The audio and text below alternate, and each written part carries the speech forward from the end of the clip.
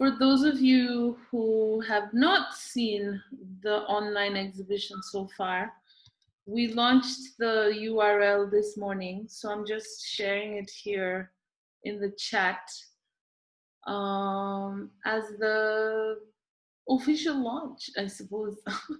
We've been really struggling with trying to figure out how exactly to go about doing an online launch.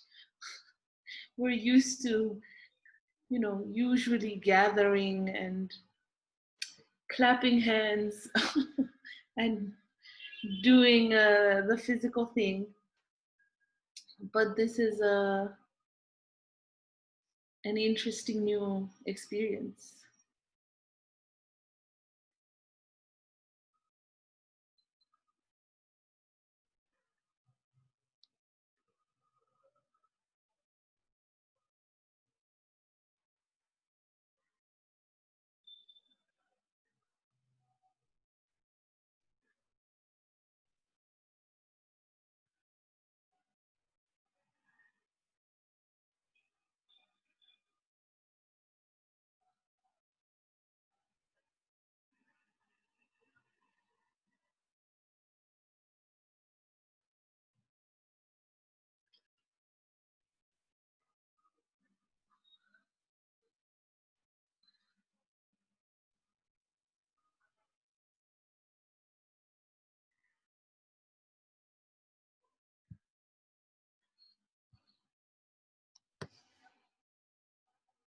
Okay, it's 4:05, so I think we're gonna get ready to start now.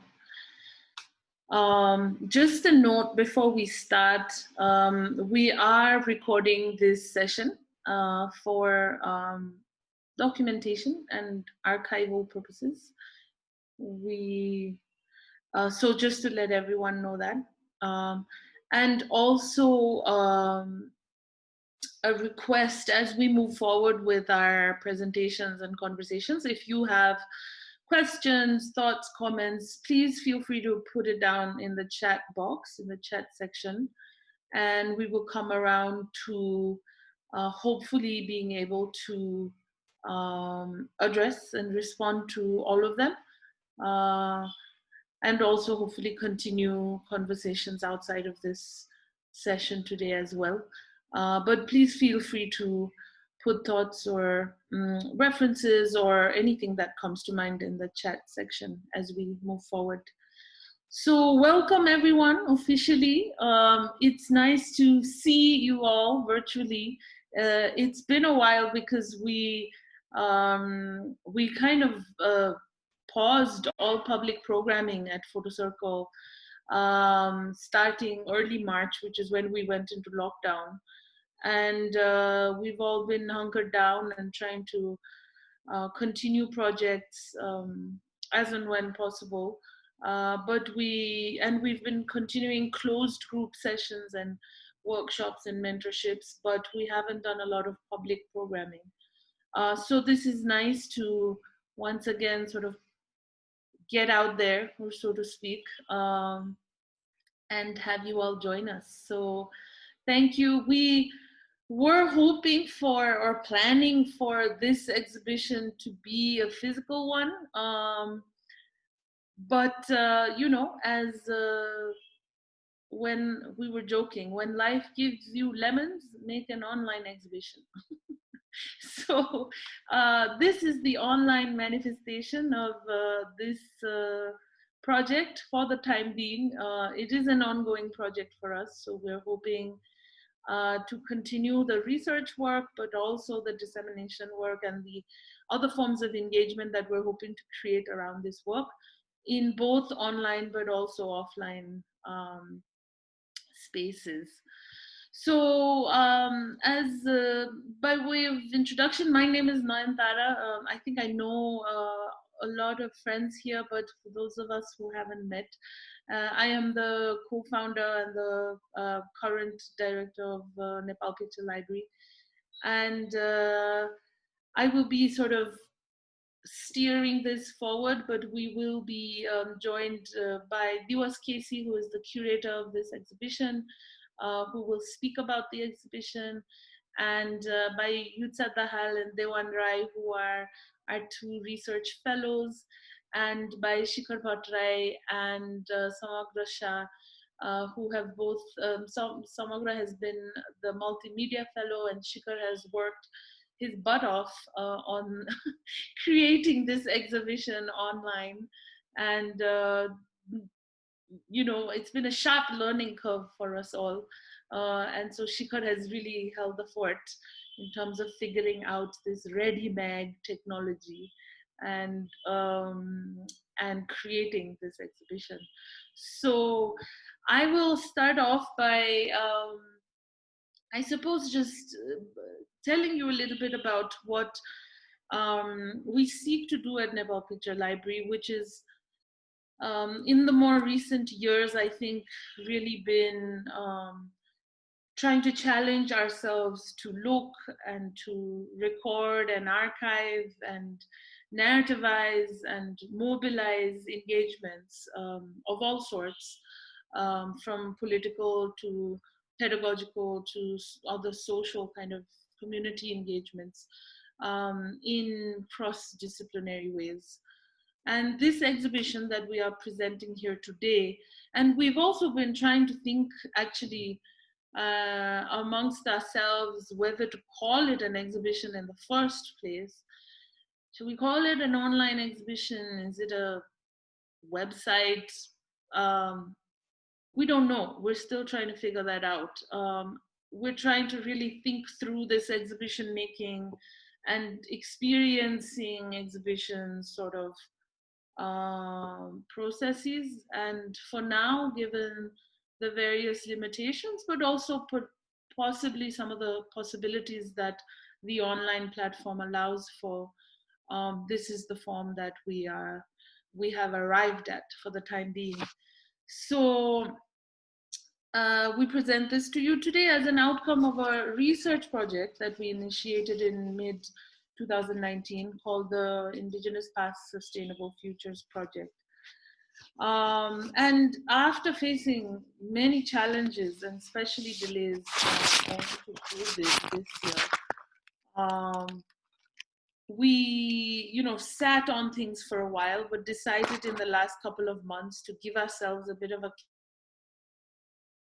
to push ourselves to put out this iteration, because just stagnation and sort of loss of momentum and motivation, I think, has all been a real threat to all of us this year. And so we thought, instead of becoming pumpkins, we should try to put this out there and see where it goes and who else we can begin to invite into the conversation and into this research and exhibition making and thinking, collective thinking process. We're very grateful to the Prince Claus Foundation, whose support we received to initiate this project. We're also very grateful to several individuals who have been really resources and research consultants and friends and guides to us in this process. And I'd like to name a few of them here today. Alston de Silva, Birendra Mahato, Ulrich Müller-Boker, Ashok Tharu, Domber Chenjong, Bhavana Tawa, Chabila Neopanegi. We have a longer list of friends and colleagues to thank, which I will share at the end of the session today.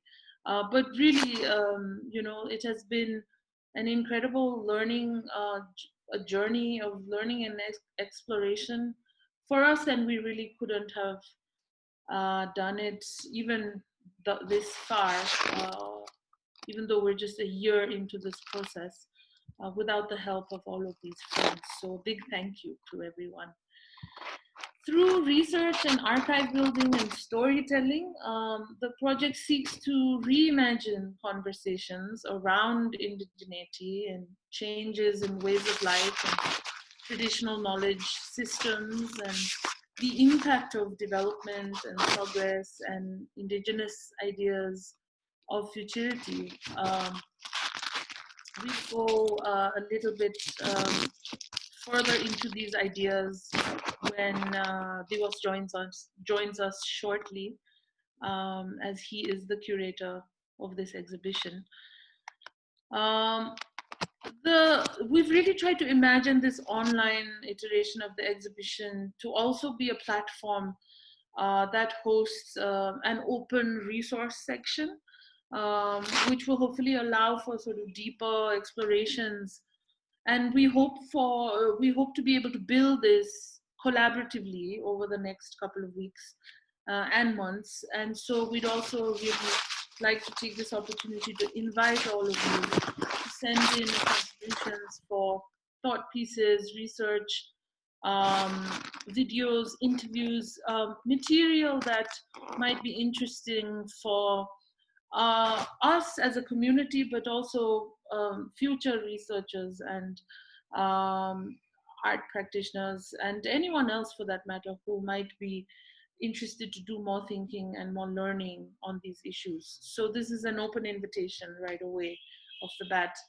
We are Photo Circle, Nepal Picture Library, when we started out, are essentially a community of visual storytellers here, and starting to work with Diwas a couple of years ago has really, for me personally, but also as a community, I think really brought a sense of sort of aspiration in us for rigor, you know, and particularly in research work. And even though, you know, at various points, Diwas and I are constantly arguing, and I am constantly finding myself resisting against this kind of rigorous, but, you know, sometimes not very inclusive and not very accessible academic work. Um, and we are always sort of arguing about things like access and language and you know, access to thinking through that language. Despite all this, I think it's, you know, I think we have been trying to challenge ourselves as a community, and it really has been this collaboration that we have begun to build with Diwas. And we've really been trying to push ourselves to learn how to dig deeper, you know, and grow, I think, as a community. So we're really, really pleased to continue our collaborations with Diwas, who is the current head of research and archives at Nepal Picture Library. He's a researcher and a writer and a curator, and based here in Kathmandu, and he's also a documentary film editor. And I think quite a bit of that is actually reflected in the way that this exhibition has been constructed. And I was thinking about that a little bit as we were working on it. Diwas teaches with us here locally, workshops on visual storytelling, and has taught courses on social history and historiographical methods. So, official introduction to Diwas Radzakisi. Thank you so much. Step in for me earlier.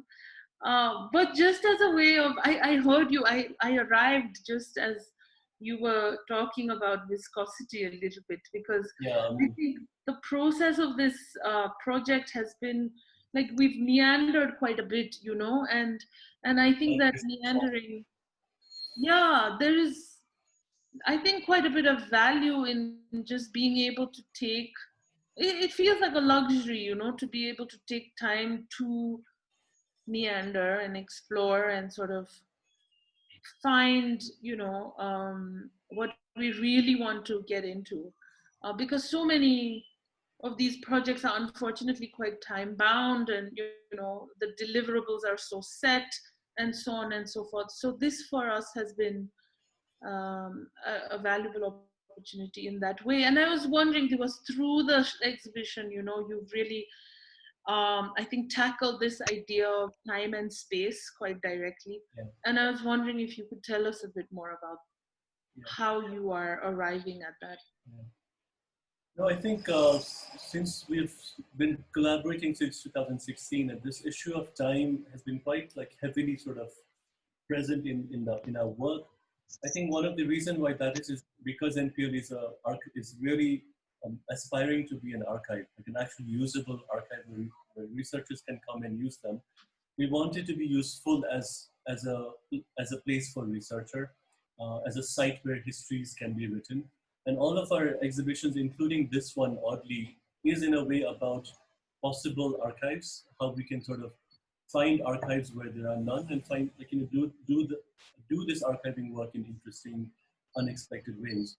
So I think this question of history and how we can sort of why history is important, partly I think in the context of climate change, as I was beginning to say earlier, and I think in the context of this exhibition too, why we need to be sort of tackling the unresolved issues of the past as a way of sort of addressing, being able to address the problems that the crisis of climate change and the Anthropocene throws at us. So I think time in that sense, and space as a, as I think quite tied to that question, has been quite heavy in the work that we've done, both for this particular project and generally in the archiving work we do at NPL.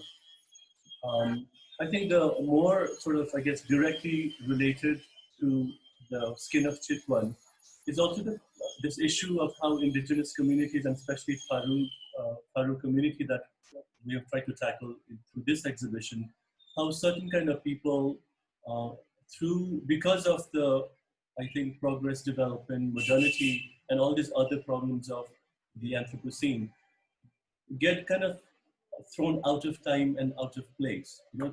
This sort of idea that certain people become kind of relics, that they're not contemporary, that they're sort of futures of their histories, futures of their communities aren't guaranteed because modernity moves in this kind of direction, a direction that's sort of, I think, narrativized by the projects of the states and global capitalism, so forth.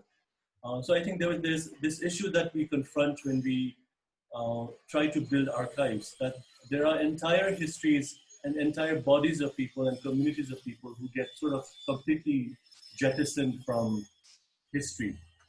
And their sort of continued politics of existence begin to appear quite out of sync with the time that we live in. So I think those were the two, I think, guiding principles why this issue of time, temporality, and spatiality had to be highlighted in this exhibition, particularly. I mean, you have decided to enter some of these conversations through the framework of the Anthropocene, and that is an idea and some of the theorizing that happens around that idea, I personally find quite challenging to get into. So I was just wondering, because we are sort of just beginning to put this out, and there will be conversations that we hope will follow.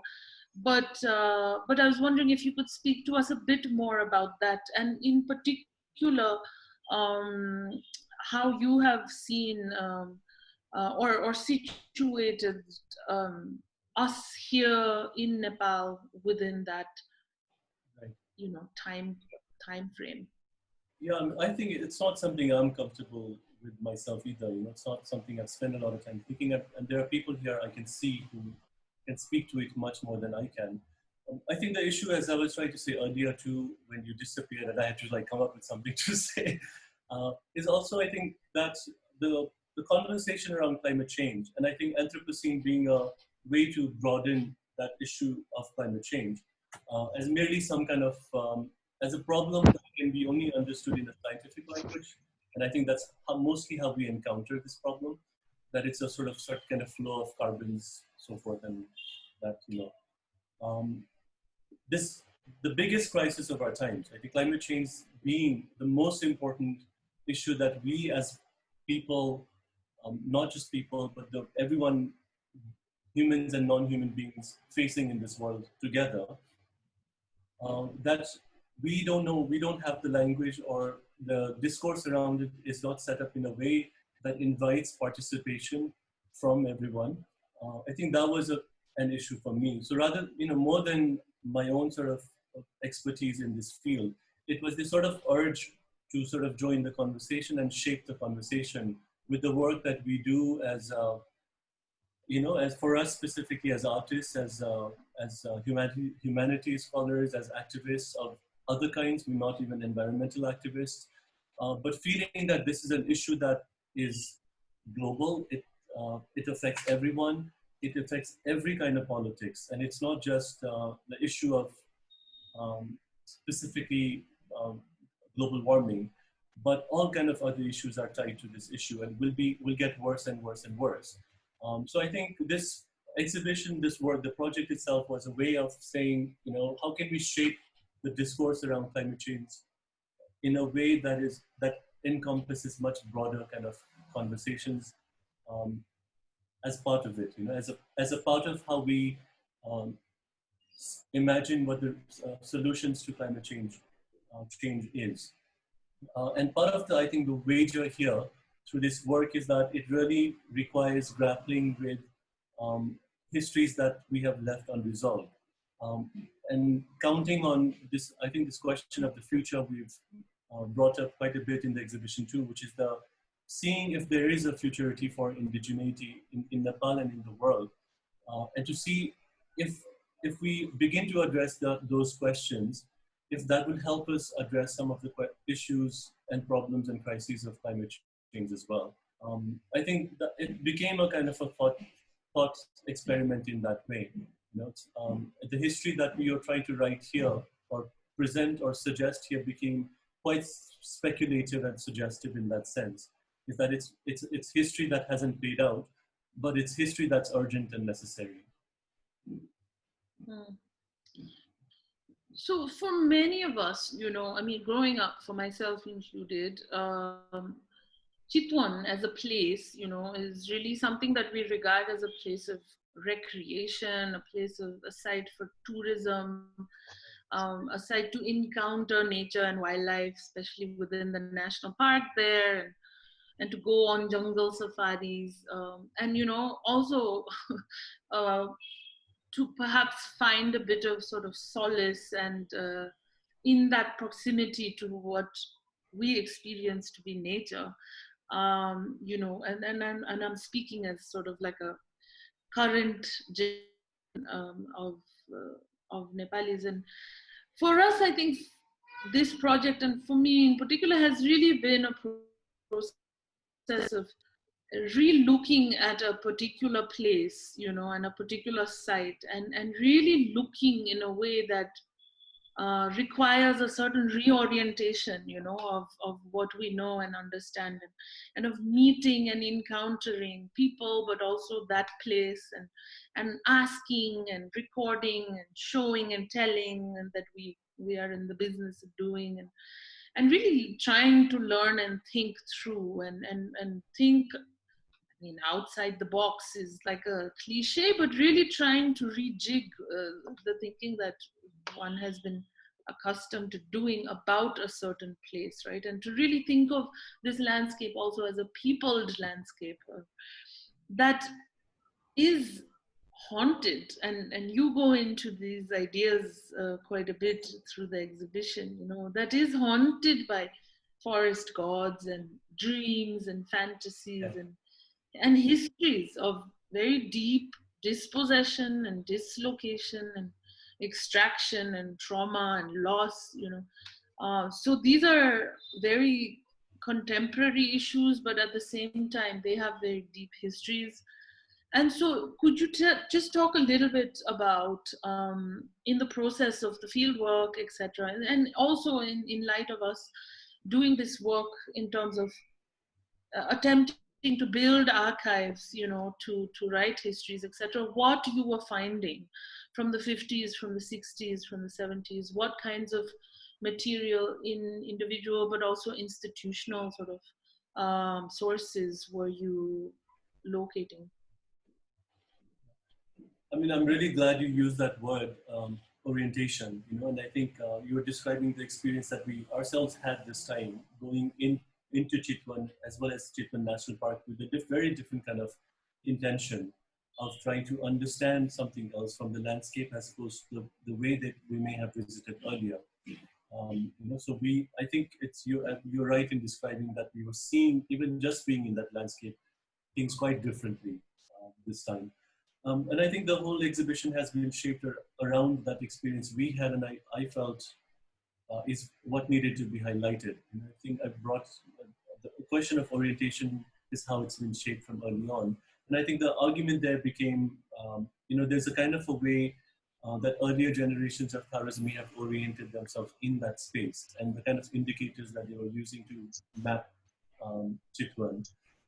And how, with the coming of roads, coming of modernity, coming of progress, as well as Kathmandu and its intervention, all of that, the main work that happens is the sort of the reorientation in that space because of the roads and all of that. The kind of orientations begin to shift. And I think the project then for us as with regards to finding solutions for the Anthropocene, I think was really for me about how can we rediscover old orientations or maybe find new orientations in that space. I think that kind of ambition for the project really shaped a lot of not just our trips and who we were interviewing and talking to while we were in Chitwan, but also how we were reading a lot of academic writings that we on Tharu's and Chitwan's generally.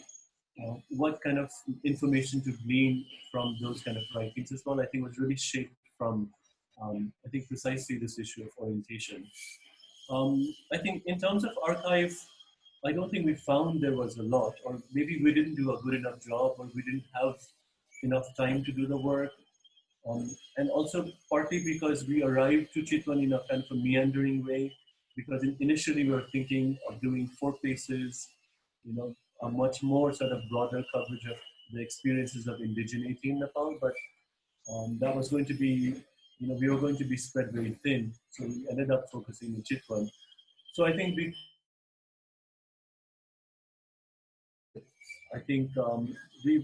haven't yet sort of landed on rich archives, but I think what I would suggest is that I think these stories that we were found, accounts of dreams, my great grandfather had this dream, and that had so and so effect in this world, those kind of stories we find quite a bit, or even really thinking seriously about ghosts, as I try to do in the exhibition, and that's become a sort of a laughing matter here, is that, ghosts as sort of this like uncanny, unreal, not really present things, to really take them as beings that intervene, that create obstacles for the things we want to do in the world, which means that they have material effects in the world, right? They shape what's possible in the world. So I really wanted to take that idea seriously, and partly because there were ghost stories that were being, there are ghost stories, especially when you're talking about old times. I think these kind of things come up a lot. I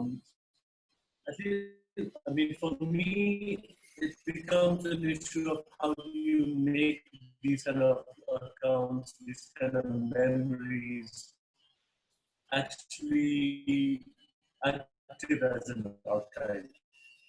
I think that's what the goal was here. I see a question in the chat box about are there other areas you are going to work on, and yeah, just to use that as a prompt, I think I'd also just like to mention that, I mean, in the site that the team worked on, we have barely managed stories. And for this particular exhibition, of this first phase and iteration, we really haven't managed to look at other histories of the Vote or the Chepang or the Sona communities that also have, historic relationships to this landscape. And so it's really just, I mean, with these processes, like all other sort of knowledge production processes, I guess, it's really a realization that there is so much work that needs to be done. And I think, and who's gonna do it and how, Sorry, go ahead. Just to add that, I think to add to that, the complexity of Chitwan as a space, I think the experience that the hill people, the settler people who are coming in, are also very complex. And I think the archives of those experiences have also not been documented or created, including I think one sort of really striking experience at least I had during the research trips that we made was encountering a whole village of Dalits who had probably come there. The kind of claims they were making in Chitwan is perhaps tied to this sort of the movements of settlers into Chitwan that happened after the coming of the roads and modernity and so forth. But because the kind of encounter that they have with the army and the National Park Army, um, and the kind of claim that they have to make on the Chitwan land just to survive, uh, that itself is quite fascinating as well. That, what kind of claims to the land are being made by the hill people in very complex and nuanced and very messy ways. And I think that's an archive that we have to start working on as well. Complicating the story, the spatial story of Chitwan, and Chitwan just being one of the complicated places. Yeah, so many layers and so many complexities to begin to learn how to navigate. Um, I want to now maybe turn to our two friends here, Shikhar and Samagra, both of whom come from sort of kind of more traditional photography, visual storytelling backgrounds. Both of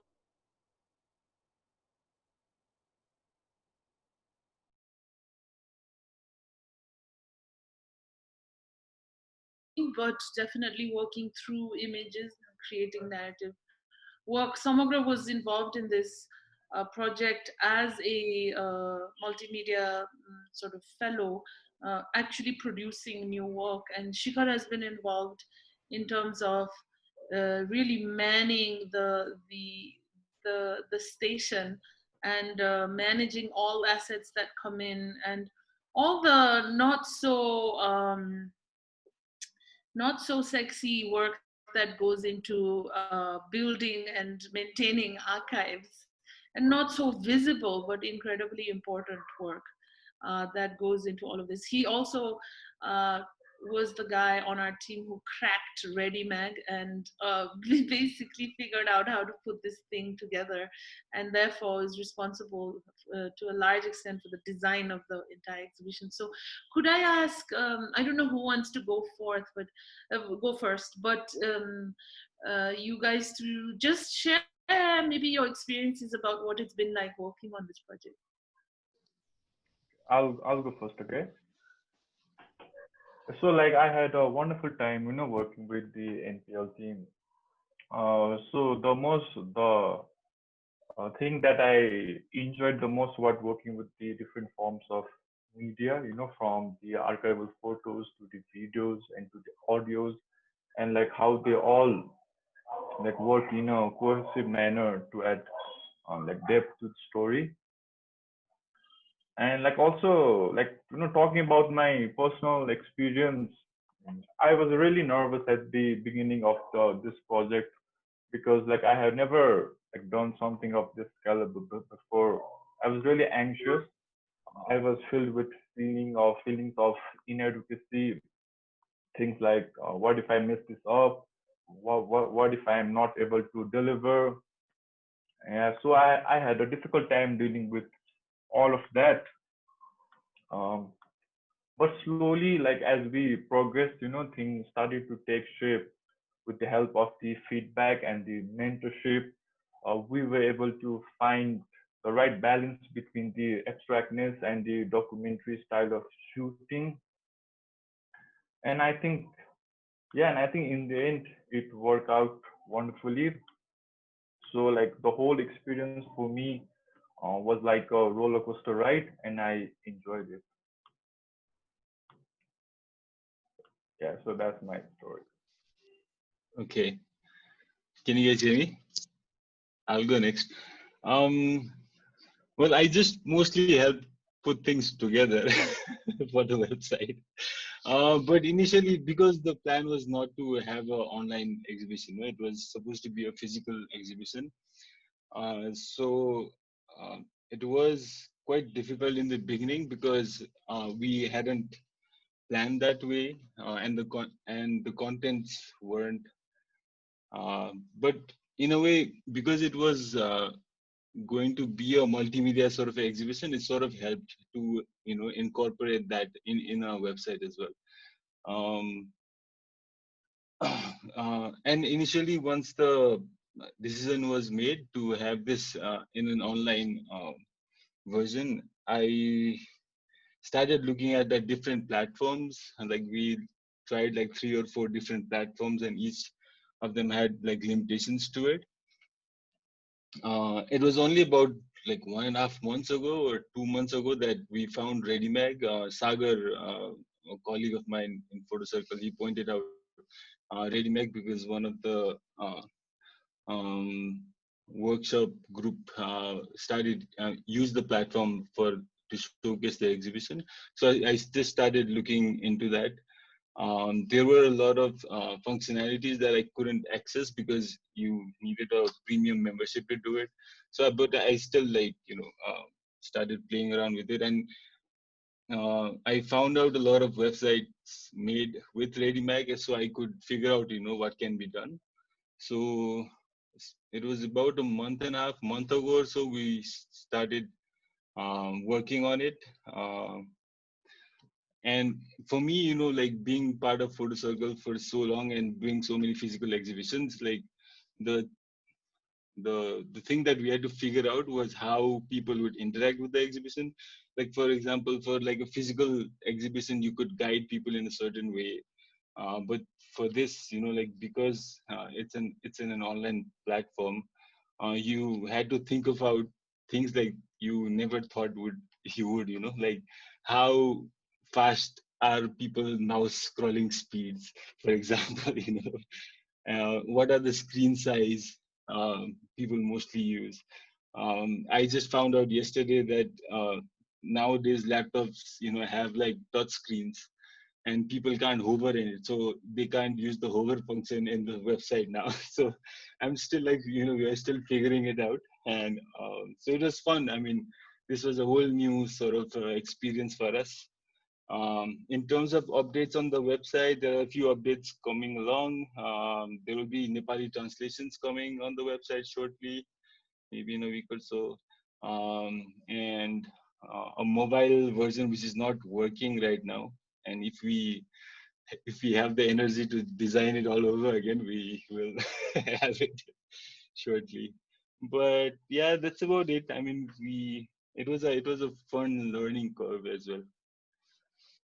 I mean, yeah. And Diwas, do you want to add anything? Because I think we had an excellent 3 weeks sitting together. I'm tired of you right now. Right. Thank you. Yeah, I mean, there's so much to think through, I think, with the possibilities of online showcasing, but also the limitations, like things around linearity, things around, access in terms of just digital access, like internet and so on and so forth. But it also does allow us in some ways to share the work perhaps with a much wider audience, let's say, and it has a longer shelf life, quote unquote, which physical shows don't have.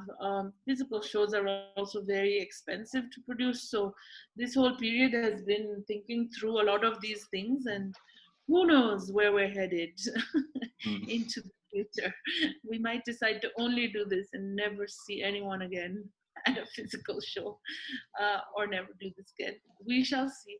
I'd like to now invite our 2 research fellows who have been working with us through 2019 and now this year. At NPL, quite early on, we decided to try to create resources and opportunities and space for as many local, and by that I mean Nepali researchers and young scholars to be able to create knowledge and to be able to, you know, put it into sort of circulation locally, because we're constantly lamenting the fact that, you know, most resources we have to cite most researches are done by Bideshi researchers, and you know it has been a long history of many kinds of challenges in terms of where funding comes from, how these opportunities are made possible, where authorship lies, you know, etc. So in trying to think through a lot of these things, but definitely recognizing that it is a process and an ongoing one of learning and rethinking and reshaping for us. We invited Yutsha, Dahal and Dewan last year to join us and work particularly on this project with us. We have a few other research projects that have at various points started, and we are working with a few other researchers, but it would be really lovely to hear from both of them. We invited them to think beyond the site that this exhibition looks at. So their research topics go beyond Chitwan and what the exhibition, what Diwas has chosen to address in the exhibition. And it's also been, as we said at the very beginning, a very challenging time this year in particular for field work, and therefore there have been many delays and so on and so forth. So these are projects that are still very much in process, but we've invited them to share some of their thinking and findings with us today in short presentation. So I'd like to invite Yutsha to start us off, please. Thank you for the introduction. It has been, I think, over a year that I have delved into this research that I feel like it's part of my identity now. But I'm glad that it's finally, it has finally launched, and also that I can share some of the findings and things that I'm thinking in this long journey, and where I have arrived from where it started to where I have arrived personally as well. My research, initially I wanted to focus, it changed and morphed into a lot of things over the year. And when it finally came down to writing, I wanted to kind of go back to the very basic of questioning how I personally understand nature and how this discourse around climate change and nature and modernity and sustainable development has formed, has as how we have come to understand those. So I really wanted to go back to that and start from there, and then explore the field work through the field work and the site, and even patterns and objects, as Diwastai said, like kerosene and many other things. So right now I will briefly go over a short part of what I am trying to say. Like, so I've written a paper, and I will shortly go over it, and maybe we can have questions and discussions later. This paper, in this research paper, I'm questioning the debates around climate change, conservation, sustainable development, and how they are formed through the imagined epidermal boundaries that separate the tamed civilization from the wilderness of nature, boundaries that demarcate forests and cities, and boundaries that alienate us from them. We form not only our understanding, but also our identities within these boundaries. And what would happen if we freed our current knowledge systems from these imagined boundaries and think about climate change crisis through the understanding of our indigenous pasts? So I begin by thinking through the different interpretations of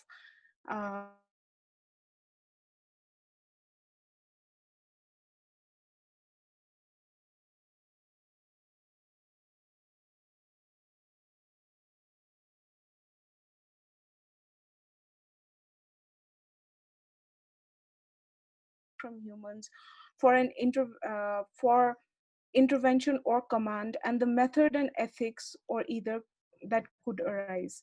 The question of owning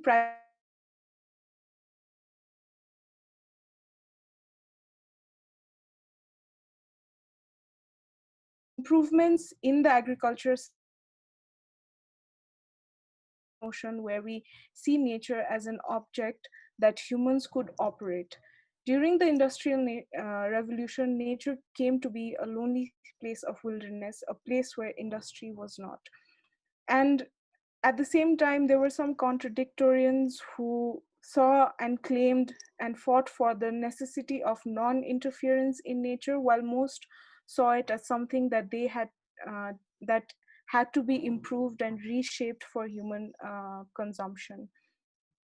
Um, so this exploitative drive led to forests being cut down, the ground being dug up, and people being displaced for the sake of profit under the guise of urban development.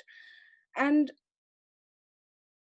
again, Williams says that the real alienation is a result of real interaction after the continued consumption of nature. So as our relationship with nature and the objects around us and how we come to form relationships with tactile objects that we can feel and see, we also developed uh, we also started separating ourselves more from the natural environment and the earth. um, so in this in order to understand this separation between nature and humans further, I wanted to really go into this area of critical theory, explore this area of critical theory that looks at strange encounters and theorization of strange encounters, and how encountering the other kind of forms your own identity, and how that identity needs to be thought through the body and on the surface of our skin.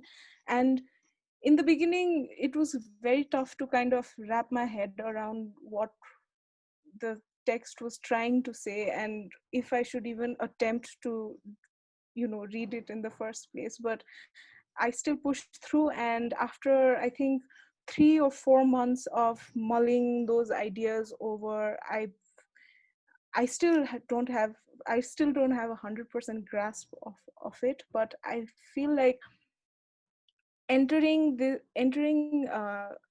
the context of Nepal, trying to understand indigeneity and the current climate de- debates and discourse, and entering it through these uh, object-specific theorizations or critical theory that focuses beyond biopower and goes into geontological power that separates life and non-life, and what would happen if we thought through our context through these discourses. So I wanted to look at that, and in my paper I uh, take a lot from Sarah Ahmed and her book Strange Encounters, Embodied Others in Post-Coloniality, and where she talks about how the figure of the stranger is produced not as that which we fail to recognize, but as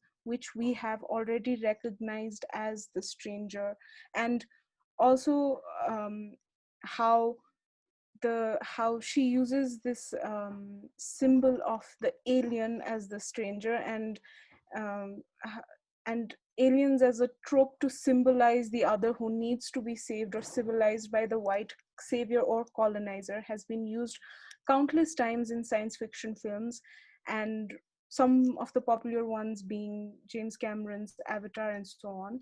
But these narratives look at indigeneity as a thing of the past and only imagines the future of the Western imperialist, which also is talked about in our exhibition, and how now in the present post-colonial or decolonial context, we can see this narrative being rejected for being outdated by a movement that imagines indigenous futurisms, and which is a term in which is a term that symbolizes a popular movement and a popular genre that draws on the strengths of indigenous knowledge system, worldviews, and and engages with the realities of the ongoing colonialism around the world, and also looks at indigenous futures,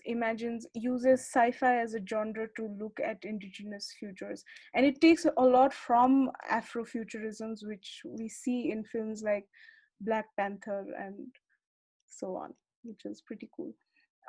So anyway, so these ideas and how something that is that seems kind of unapproachable, and how to bring that into the conversation of Chitwan and our present, and also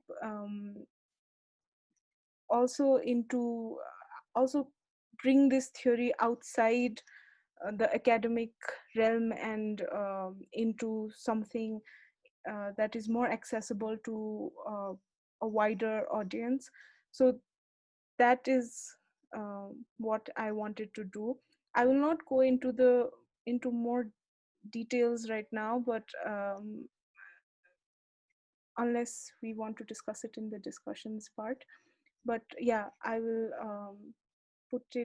write it all in my paper, which will be published soon.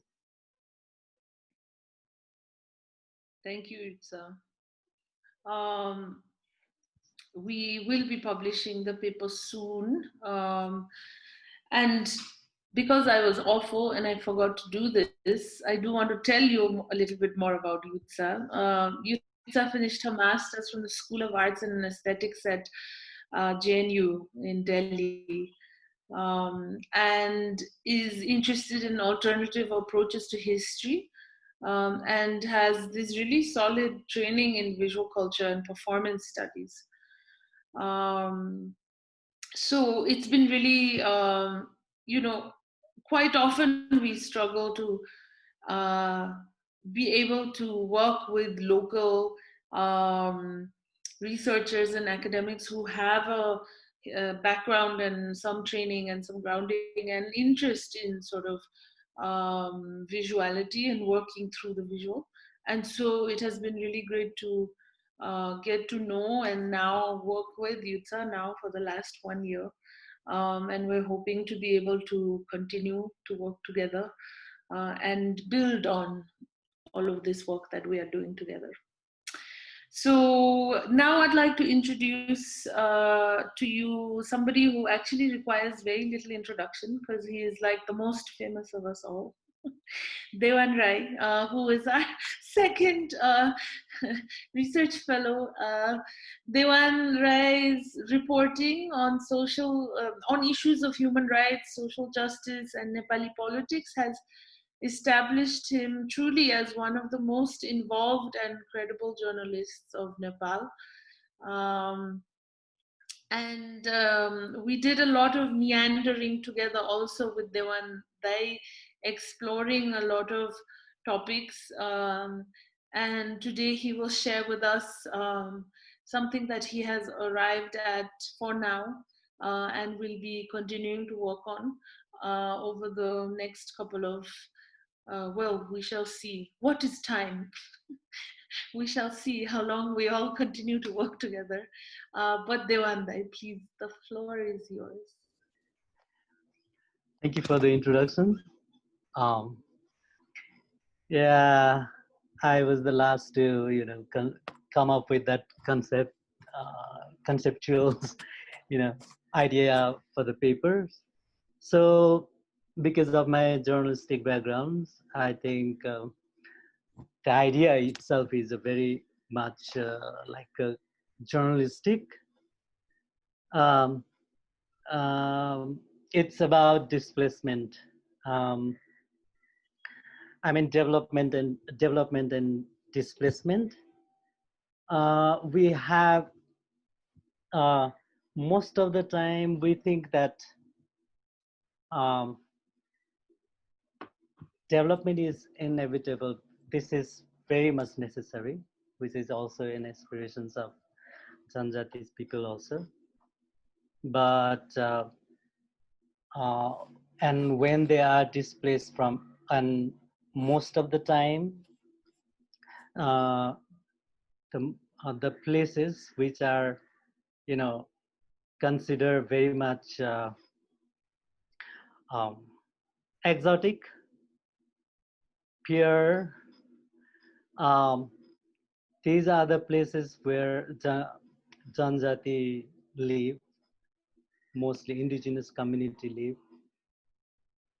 Those pristine lands, uninhabited areas, they are the place where this indigenous community live. So the basically displacement or resettlement of this community is not just, displacement from migrations from one place to another, like many others, non-indigenous community do. Like if you look at the communities in Nepal, mostly coast areas, ruling class community, they always have alternatives. They are in the state, so they can actually find ways, to move from one place to another. But the Janjatis or indigenous communities have special attachment to the land they live in, and with the land, and they have a distinct, you know, way of life, culture, traditions, their belief, and everything. And it's not just farmlands in Kokona, which is being confiscated by the government for the sake of, building fast track, expressway to connect, Tharai regions. It's not just a piece of land. It's not just a farm. There are a lot of things, that communities have. They have been living in these places even before the state was, Nepali state was formed. And suddenly when the state takes over those land and displaces them, and we don't only relocate them, we destroy the um, resources which they are protecting, we destroy the livelihoods, and we destroy the cultures, we destroy civilizations and entire history of human civilizations. So whenever whether it is mega simple building, concrete buildings, or hydropower projects, or the road, it's always the indigenous community. It has been always the indigenous community that are, affected the most. And the thing is, the worst part is they don't have any alternative to live in. I mean, they do not actually think of any alternatives like any other, community do. They are static. They don't have much, mobility. They live in a certain place, and they live in that territory. They have their own territory. They have their own uh, values of life, own imaginations of societies, and they also have an arrangement of kind of, you know, system, state, a kind of. So if you look at the incident that took place during this lockdown, let's talk about only the month of July. And on month of July, a Chepang man called Rajkumar Chepang uh, he lost his life. Rajkumar Chepang and his friends had gone into the forest to collect, wild vegetables. They were collecting some hongi.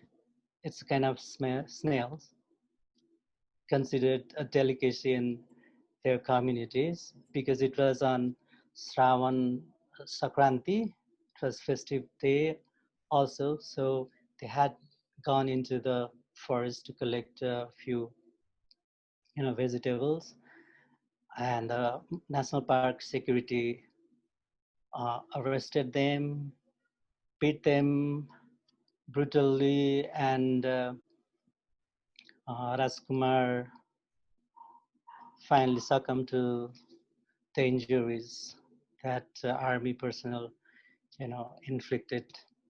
He died on 22nd July. And around that time, again in Chitwan, Madi, few kilometers from Chitwan, few kilometers east from Chitwan, national park officials, burned down 2 houses and destroyed, completely dismantled 9 other houses in Kusum Khola, it's in Madi. So these 11 households now have been taking shelter in local elementary schools nearby. And, because they are highly marginalized, they are categorized as highly marginalized community. They don't have any other place to go. And because currently there is no school, so they have been able to spend their night in the school, but they don't have any other supports. It was it was of course government land, but they were living there for quite sometimes like 3 decades. And on July 4 itself, Nepal police, prevented these coconut locals from, planting. During that paddy plantations, there was a huge fight where these police personnel, they were deployed in a huge number. They intervened in the paddy field. Actually, they were not allowed to, transplant rice. So these locals were also, have been protesting for the last 8 years, ever since this expressway concept was,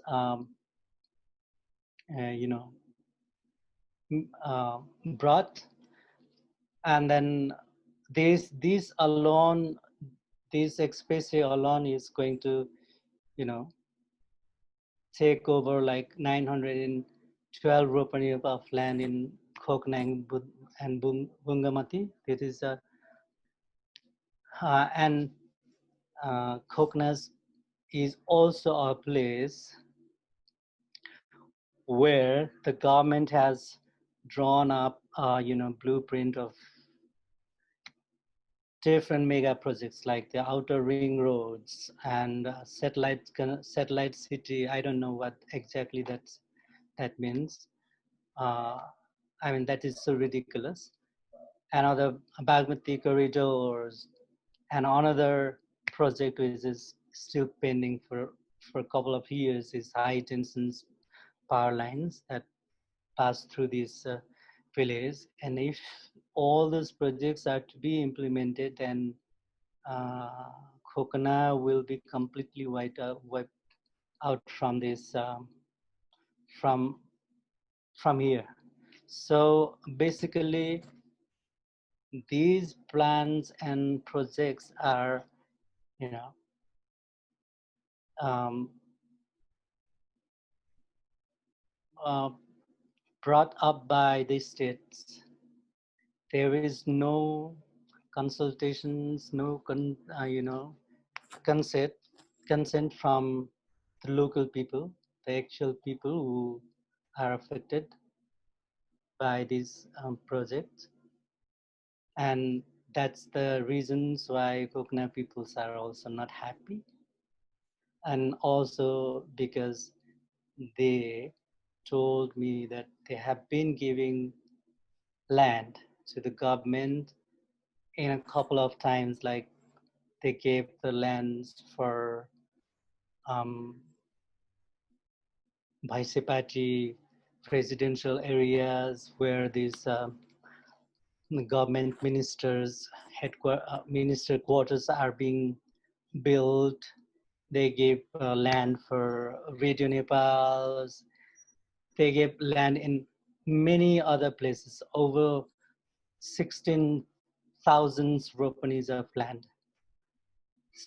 So they think that if they are, if the government takes all their lands, they do not have any place to go, no place to live in. And before, and it is also during this lockdown period on May 16, Birendra National Park also issued a notice, ordering this indigenous Thari community to, leave the land. Like they've been living there around 141 families have been living. They have been living in the near the national park. They are basically free to come here, and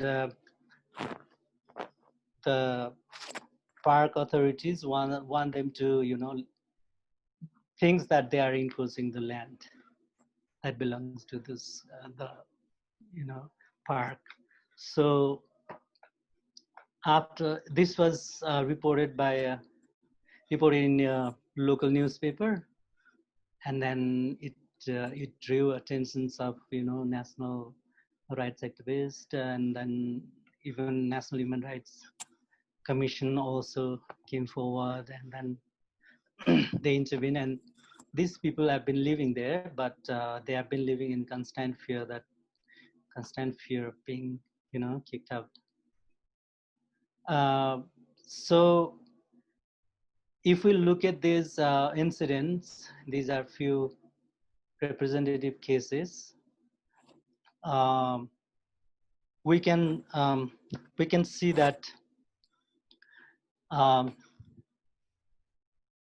these people are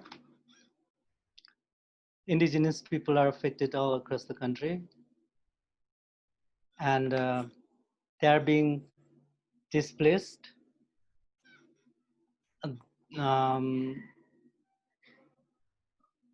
And it is not just displacement of these people or relocations of these people. This doesn't, mean that they have government offers another place to live in, but there are a lot of things associated with this indigenous community. So this is basically the idea of this displacement that I want to work on, but I haven't yet decided the geographically where I want to. There are a lot of things to work on, like to narrow down this issue. It's kind of vague idea now, but uh, I want to just look into the land indigenous community relationship and why this is important that uh, these people are allowed to live in where they are. So that's all for now. I'll be happy to answer questions if you have any,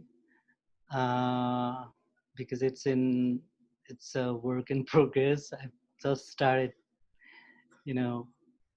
um,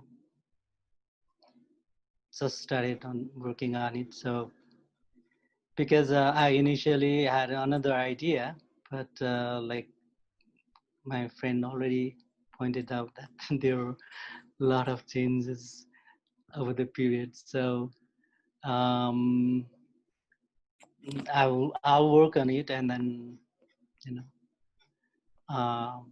will be shared later. Thank you. That's it. Thank you, Dewan. We have a bunch of questions here in the chat section, but I'd also like to invite you to, everyone present here today, to add further questions specific to the themes that Yutsha and Dewan are interested in taking forward. But I do want to read out a couple of the questions and throw it out to open it up to the research team, Diwas, Yutsha, Dewan, anyone who would like to respond. There are important questions and considerations that have been raised that we do want to respond to.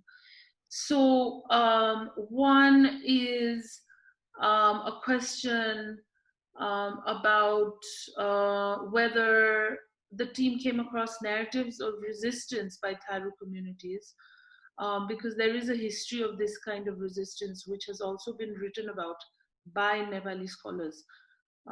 And perhaps this different lens through which to look at Tharu people's agency, whether that will come in later at the project. So if anyone would like to respond to that first, please.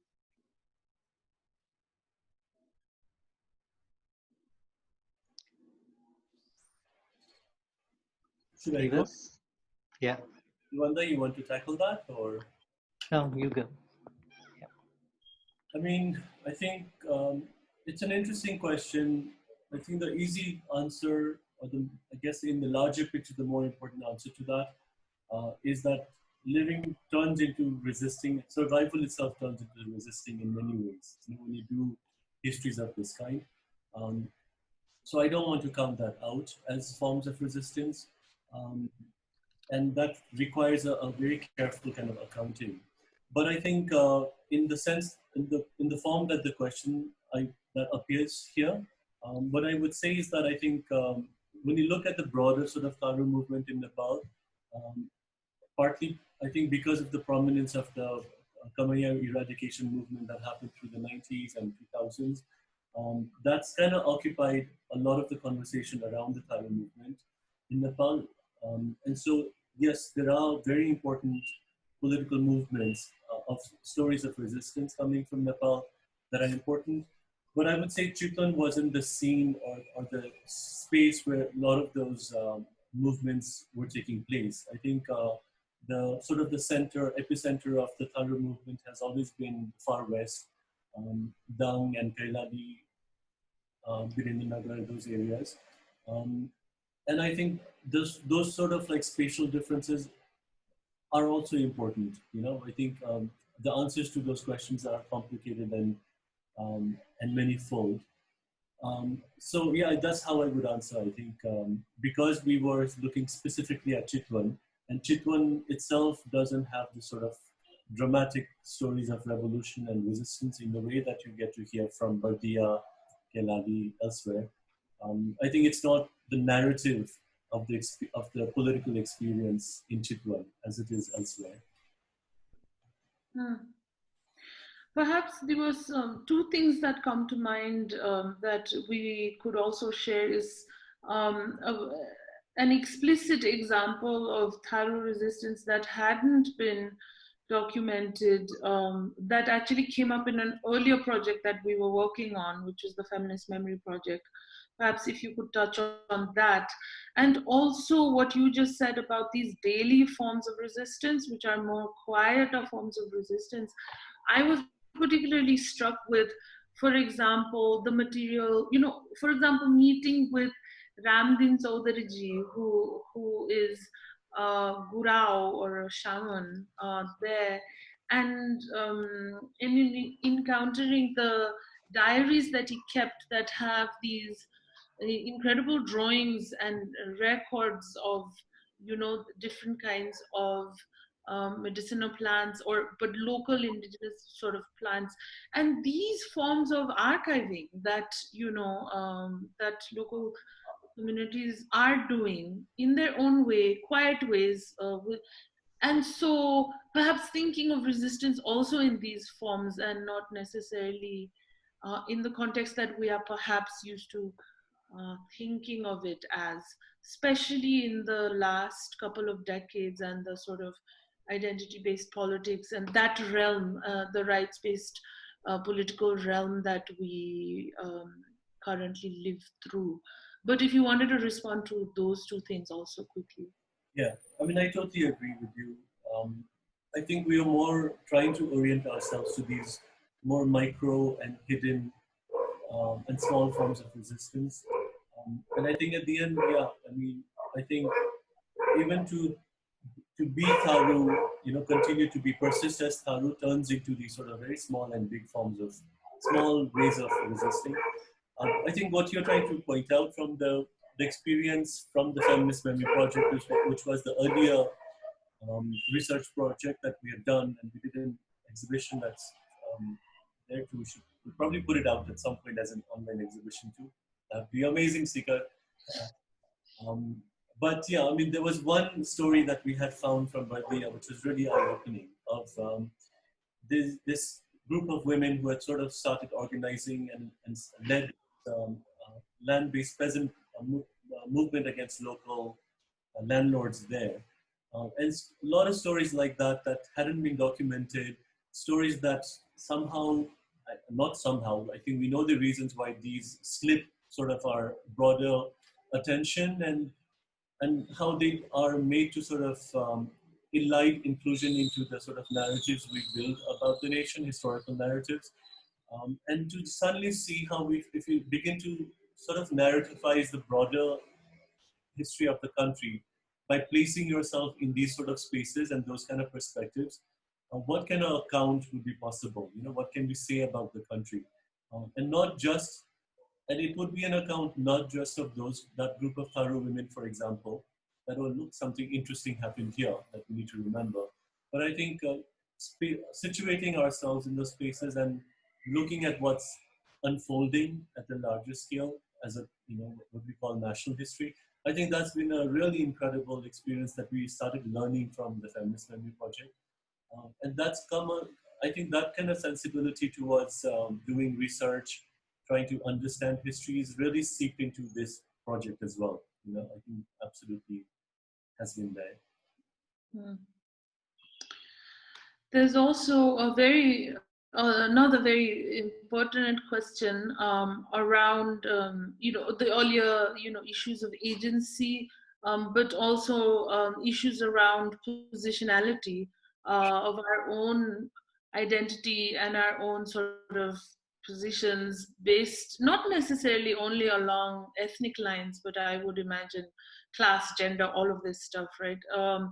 And so whether the team, I think the question is if the team could reflect on our positionality, and if the team comprised of any Tharu persons, and if not, what might the challenges have been in including those from within the community?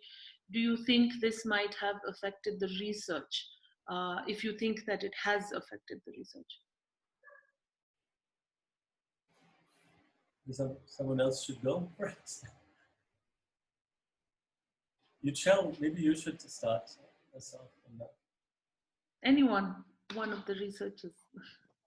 Yeah, we have definitely considered this. This has come up multiple times in the beginning, in the middle, and also to the very end. And even a few hours ago, we were discussing this only, and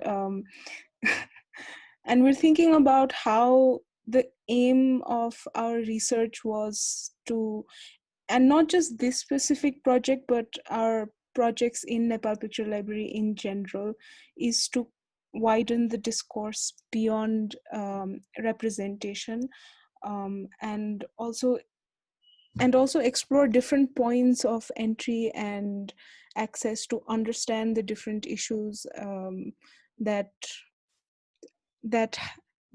have been marginalized and that needs to be understood. So yeah, so I think in that larger context,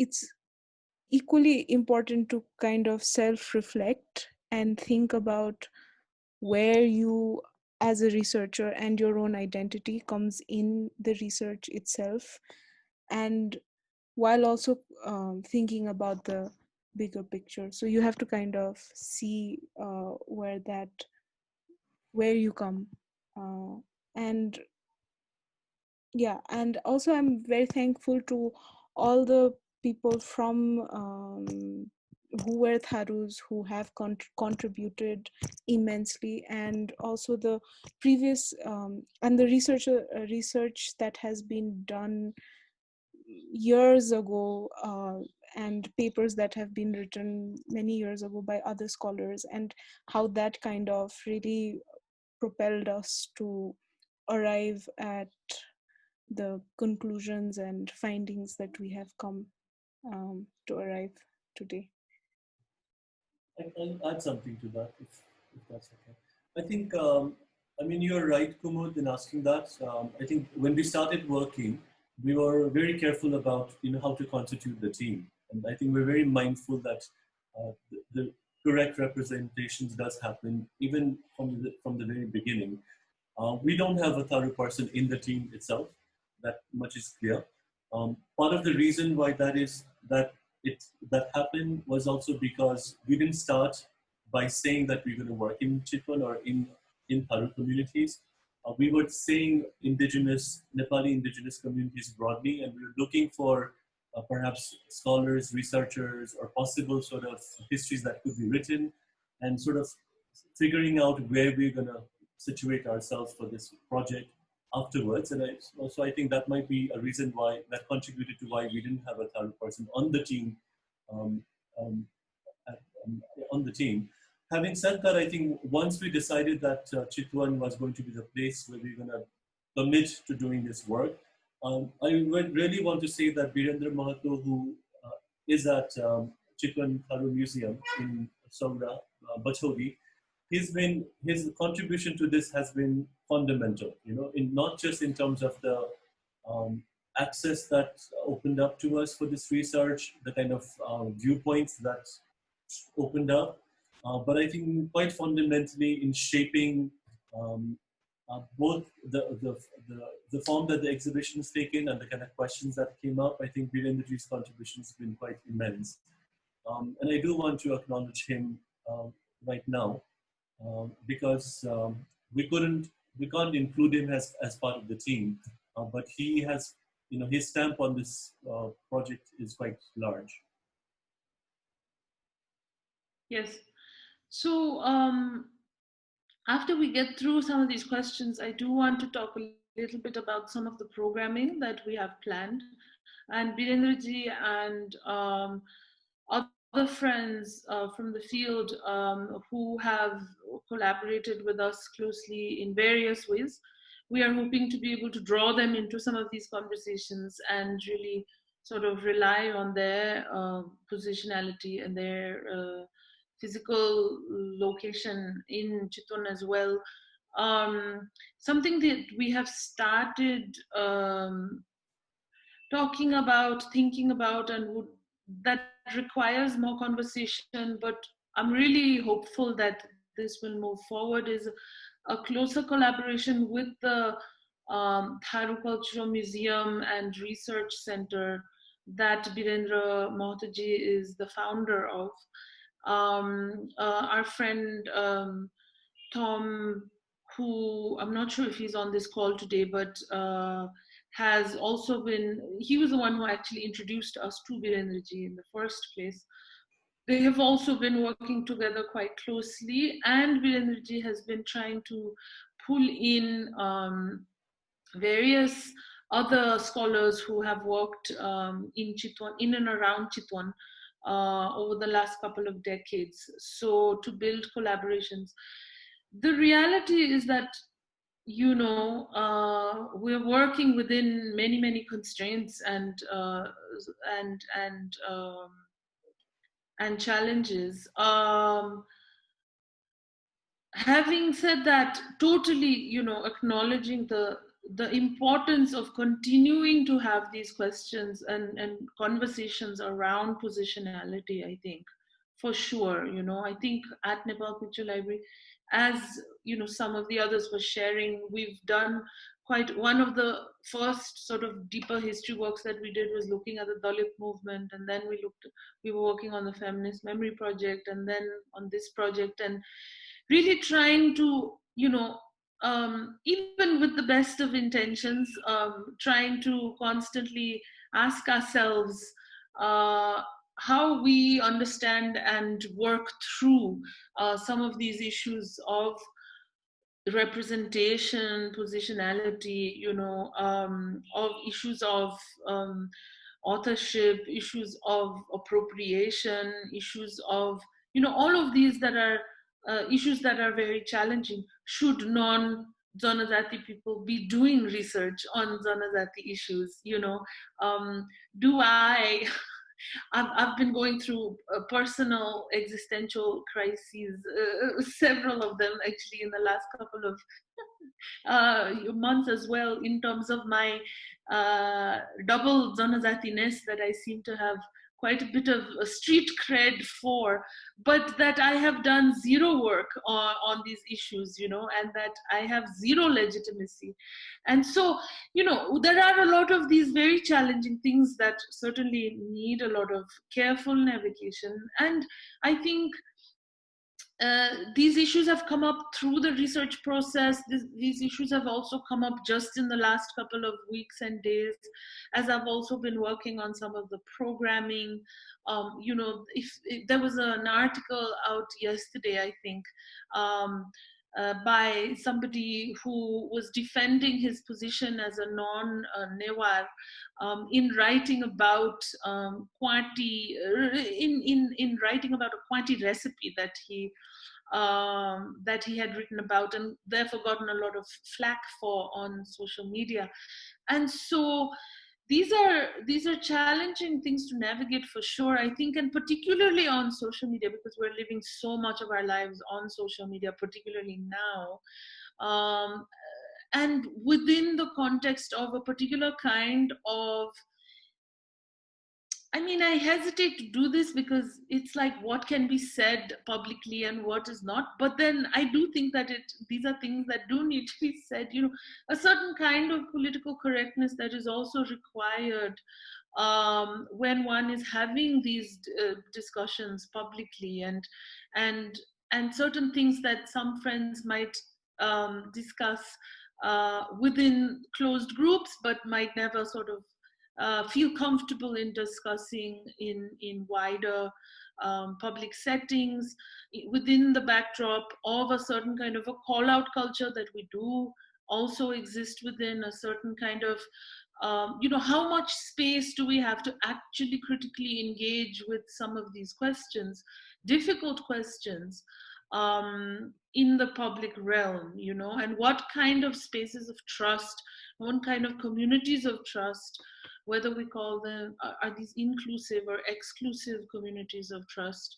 might we imagine to build for ourselves as we work on issues that require so much thought and attention within marginalized spaces as well. And I think these questions are valid across the board, whether it's talking about indigeneity or gender or sexuality or other kinds of minority rights and social justice work. And so these are certainly things that I think we've been trying to think through, but don't have all the answers for. We try to make efforts as and when possible, but we've also been trying to not feel paralyzed by the potential sort of sometimes being shoved against a wall, but actually continue to do the work and to do it in as inclusive ways as possible. So thank you for the question. Very important thing to address for sure. There are a couple more questions. So I'll just throw this out there. I'm just also mindful of the time. I do want to quickly mention, actually, there's one last question about the physicality, issues around digital versus physical exhibitions, I think. This is Vincent's question. He asks, I'm wondering about the process of making this exhibition online rather than a physical one, particularly the dynamics between the kind of new multimedia opportunities that you have been able to engage and present online versus the potential loss of some of the affective qualities that a print or physical exhibition allows for. Basically, do you feel that there's a certain aspect where the online format has allowed you to go deeper or present a wider range of material media or not?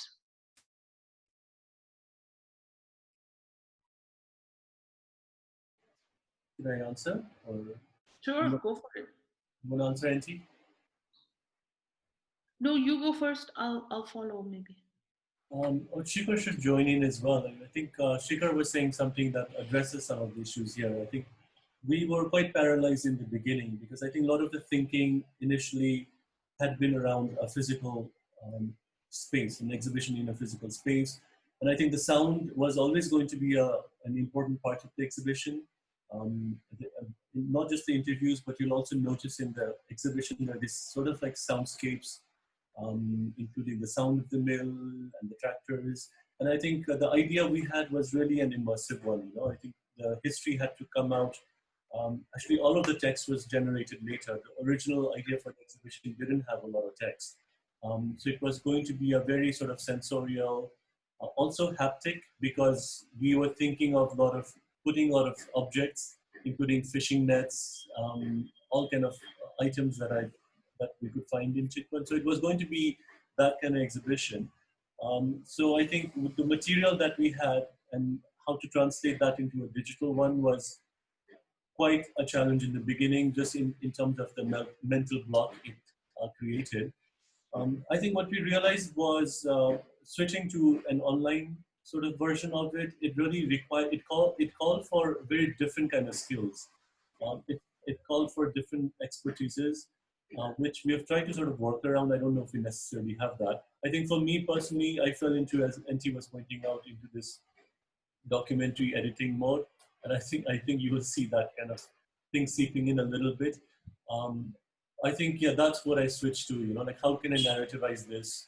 How can this be experienced? Because I think the original exhibition was not in a narrative form, it was much more of a sensorial, non-linear kind of idea of an exhibition. but it had to, because of the digital medium where the form of it is you're scrolling, you're going down or sliding. I felt like it called for a narrative in a way that entering a physical exhibition space doesn't necessarily depend on narratives. So that was, at least for me, in terms of the curating of this, the kind of shift that had to be made. Mm.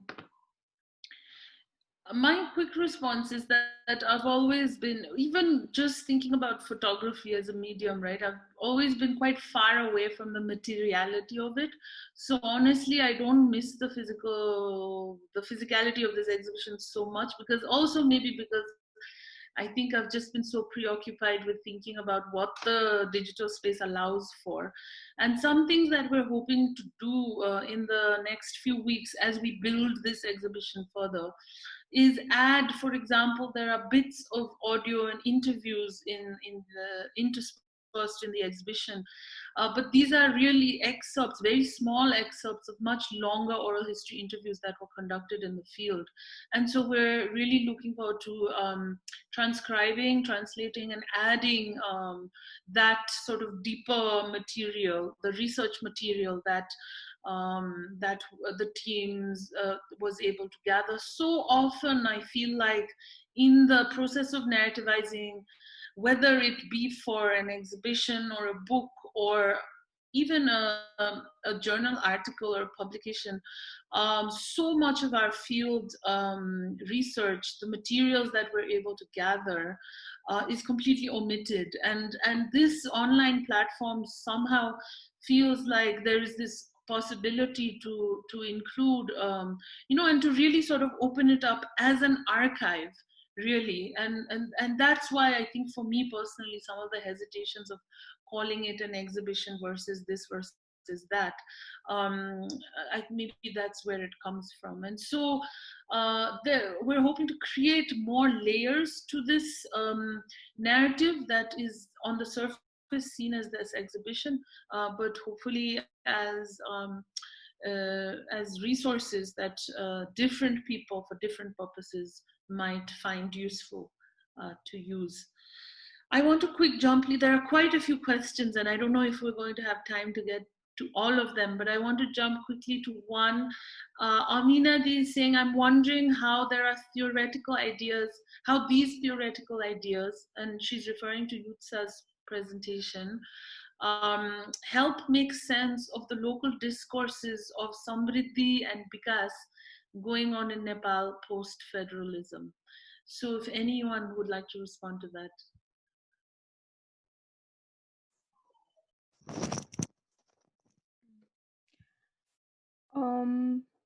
Yeah, to respond to that question about the present, I think it's also important to kind of understand this same idea of Samriddhi and Vikas in the past. So the history of Chitwan and this Rapti Valley development project that started in the 1960s to develop the areas around Rapti, to eradicate malaria from that area, and also establish the national park over there. Understanding that history and that idea of development and how that idea of development has led to where we are today, I think these theories kind of help us make sense of that history so that we can understand how we have arrived at the present in order to see where we are heading in the future. And also there are many articles that are still coming about forced eviction, loss of land and livelihood, harassment and sexual assault by armed guards, heavy fines, arrest, torture, lengthy jail sentences, that about the price that indigenous people are still paying for the national park. And this happened, and this is the repercussion of a history that started in the 60s.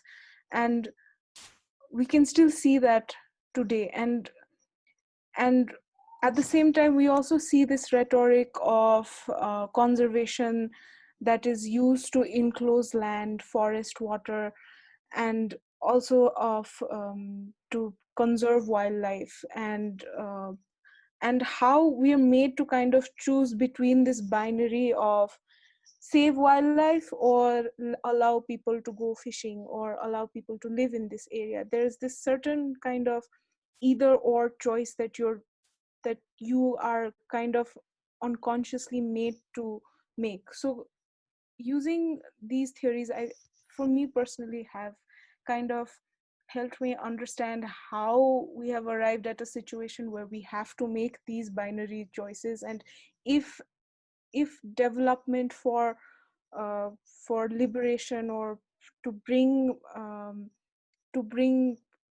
changes to people's livelihood, we need to make these choices or not, if these are the only options available. So through these theories, it has helped me kind of understand that what we are being presented as development and as advancement and as the future is not really all there is to that there is to the larger question. So it has kind of opened a larger discourse that wouldn't have been possible otherwise. So I hope that even in the future that we can, by looking at the past, we can kind of make sense of where we're heading as well. There's a two-part question, and I would like to particularly invite Dewan to maybe respond to this. Did the team interact with government agencies during this research, and what kind of interaction and response do they have?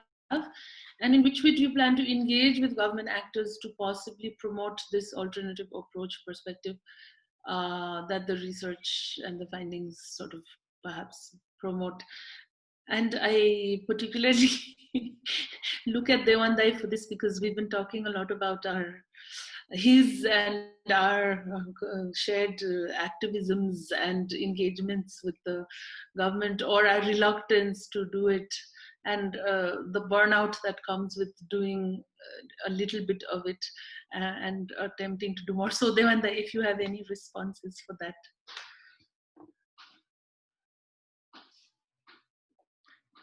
Mute. We haven't talked to the government agency yet, but I personally have, plans to talk to them, interact with them, particularly on these displacement issues. This has become a real problems and, real problems for indigenous communities. Even I think we haven't noticed it very much. Even road expansions project in Kathmandu, displaced significant populations, newer populations over that period. And Launip has done an extensive work. I mean, it has documented it, very well documented. And this displacement and this concept of development of the governments of ours is really problematic and should be, brought to public discourse. Otherwise, we'll be, ending up like displacing certain communities, and the concept of this development will remain. Like we can see, if you look at Chitwan, let's say Chitwan has become a mega city now, but what is the conditions of those Tharu? The situations of Tharu still remains the same. They're still excluded and poor.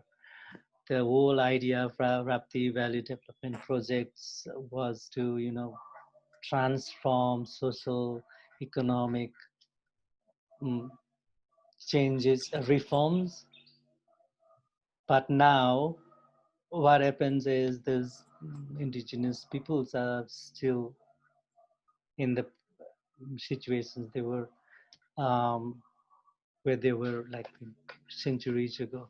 So there are a lot of areas where we can engage with government agency like National Planning Commission, and this is the responsible organizations, the responsible institutions of the government that prepares, that drafts all these projects, and because they are, but the planners there are appointed politically, so there are less chances of engaging with these people. um, um, so people, and also the planners that I personally know are not really knowledgeable.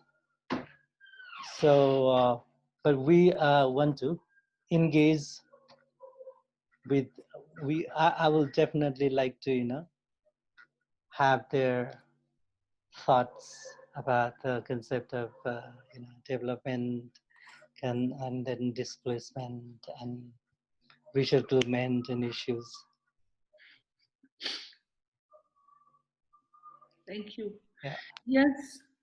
I mean, just a quick note to say that, it's always this dream and this wish that when one does research or any of this kind of work, that it impacts policy and planning in some way, and that we are able to like open up people's thinking at that level, and I think I started out from that, what now feels like slightly maybe naive place, but let's call it aspirational place, hopeful place, let's say. There are so many challenges in terms of not just in a tokenistic way, like what's the point of just inviting an official to come cut a ribbon at an exhibition, or like to submit recommendations or whatever. But in a real sort of actual sense, it's a big question. Like, what are the possibilities of engaging with policy level? Perhaps there is more of a possibility now that, given the federal sort of structure and sort of the possibility for local interventions and conversations, and an institution such as the Thairul Cultural Museum and Research Institute, if what kind of inroads might they be able to make at that provincial and local, further local levels, and what kind of partnerships could we build with them in order to sort of work together to do some of this stuff, etc. These are many things I think that are necessary to think about, talk about, and do. There are several other questions and points. I'm just going to quickly read them out, but I think in the interest of time, we might have to respond to everyone on email or face-to-face or like Zoom to Zoom in the coming days. But Lovkant has a question about, I would love to know about the response to the indigenous people's resistance, conflict, and life of the indigenous people of Chitwan in the conservation area from the post-1950s in the form of audio and visual. So just to say that we're super happy to share responses and interviews and material that we have been able to gather in the research process with everyone. And that was what I was saying earlier about putting things on the website as well. So we would be happy to share. Suba had questions about other communities, other indigenous communities, such as the Bote, Mazi, Kumal, Chepang, whose lives have been affected by Chitwan National Park, and whether we've had any observations on that, or if we worked on that. We will respond maybe slightly more detail on email, but just to say that we were not able to get into a lot of specifics in regards to other communities. We did meet people from other communities there, of course, because they are definitely there, as we all know. And we've managed to come across a lot of material thanks to, some of your work actually, and your sister's work, and works by other friends, material in the media, but also more academic spaces, that have done quite a bit of actually deep research in those. Can I jump in there and see? Yeah. To what you're saying. Also, I think to add quickly to the earlier question about, I just wanted to say our goal here, especially with the work that we did in IPSF and with the exhibition, is in some ways both modest in terms of what we imagine the impact of this is, and also perhaps in the back of our mind, it's also much more ambitious in the sense that the goal for us was, I think we are feeling that we're not even asking the right questions, whether it was about indigeneity or about the environment, their connections, how our lives are sort of shaped and organized. So I think we would consider the work successful if even some of these questions begin to be asked. And I mean, not just by the government, but also I think even outside the government, we haven't even asked the questions. I mean, I would be happy if some of the framing begins to change a little bit, around the issues that we are tackling here. I think to Subha's question, we did, NT said some, but we did start looking at the Bote community, especially in Nawalpur side. We made a lot of trips, we met people. And I think the limitation, we really wanted to include the Bote story here as well. And I think the limitation for us was that because part of the project is also about creating archives. When we go out, one with the intention of making an exhibition, but really the work that we see ourselves as doing is, what kind of archives can be retrieved and put out. So we go out looking for what's available. And there was one document that the Bote community in Nawalpur sort of made their case on in terms of the fishing rights in Nawalpur. It's like a document that's prepared in the 1900s by some Rana prime minister or something, and that's the sort of basis on which they make the claim about the fishing rights.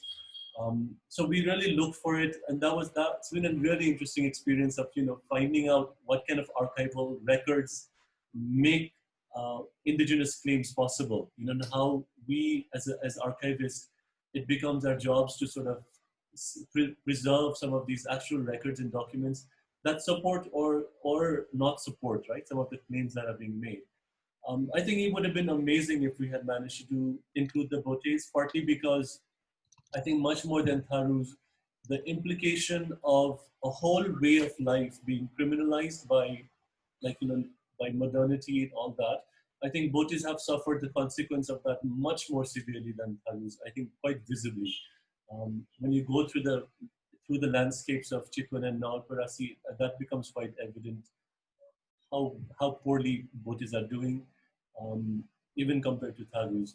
So yeah, we really did have the intention of, if not the other indigenous communities in Chitwan or in the greater Chitwan Valley, Rapti Valley, at least the Botes we really tried to include. And I think that's something we might continue working on. But I think for us, it becomes a question of, what kind of archives are possible. Right. There are more questions, and yes, I'll just read Sabin's question out, but maybe we don't have time to respond. But he's saying borrowing largely from the Khokana Bungamati protests and other forms of protest around landlessness in Nepal, one wonders if there are invisible forms of cleavages within the Tharu community in Chitwan that may come in the way of both imagining and putting together an organized collective front. So certainly the need to think about, yeah, I mean, it's so difficult but important to think beyond these sort of broad stroke sort of approaches of thinking about community for sure, and thinking about multiplicity within all communities, etc. So certainly an important conversation. We're really hoping to carry forth some of these conversations in some of the programming that we have planned. So before we end, it's past 6 already, and we've already taken 2 hours of everybody's Saturday afternoon, evening. I do want to quickly share some of our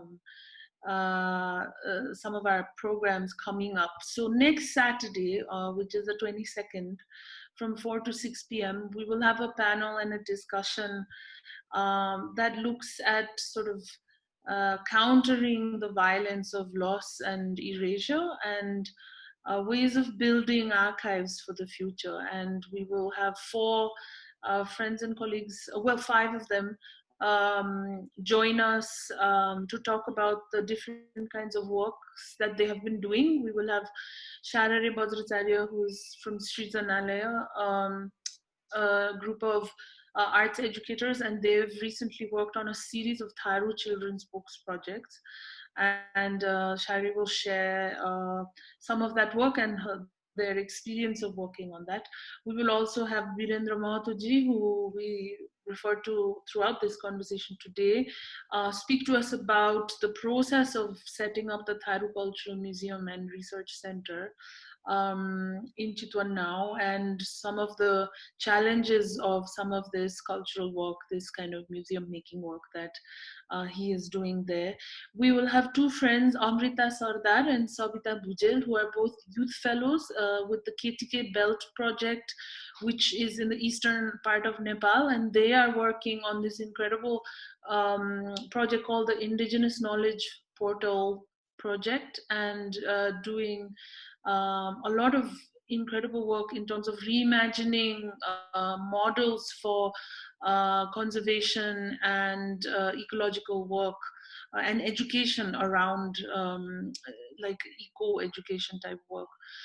Then we will also have Prasit Stapit from Fuzz Factory join us, who will speak about a project that they worked on called Fuzzscape, which was essentially a multimedia initiative aimed at documenting, archiving, and telling stories of intangible cultural heritage. So with the 5 of them, we hope to have more further some of these conversations around doing this work, the challenges, the critical considerations that need to take place.